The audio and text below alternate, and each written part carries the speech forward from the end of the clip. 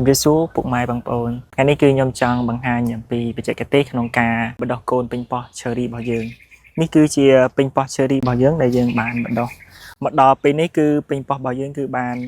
14ថ្ងៃហើយសម្រាប់ពេញប៉ោះ cherry ពេលយើង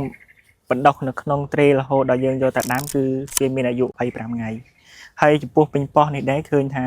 យើងបដោះគឺមានការលូតលាស់ល្អមែនទែនមានថាវាដុះ 100% ហ្មងគឺមានន័យថាពូជនឹងគឺមានអត្រាដំណោះល្អមែនទែនបាទនេះគឺជាពូជដែលយើងយកមកបដោះនៅក្នុងទ្រេនេះគឺជាពូជនេះគឺវាពិតជាមានអត្រាដំណោះល្អមែនទែនយើងឃើញហើយបាទពុកម៉ែបងប្អូនយើងឃើញថា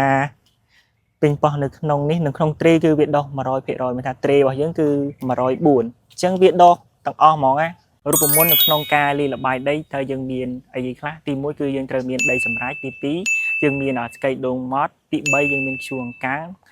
ហើយទី4គឺយើងមានកបោសបើសិនជាបងប្អូនមានកបោសចង់បិទដាក់កបោសក៏បានមិនដាក់ក៏បានអត់អីទេហើយបើសិនជាបងប្អូនចង់យល់ដឹងអំពីបច្ចេកទេសក្នុងការលាយល្បាយដីបន្ថែមបងប្អូនអាចតាក់ទងមកលេខទូរស័ព្ទនៅខាងក្រោមនេះបានវីដេអូរបស់ខ្ញុំគឺមានតែប៉ុណ្្នឹងទេសូមអរគុណ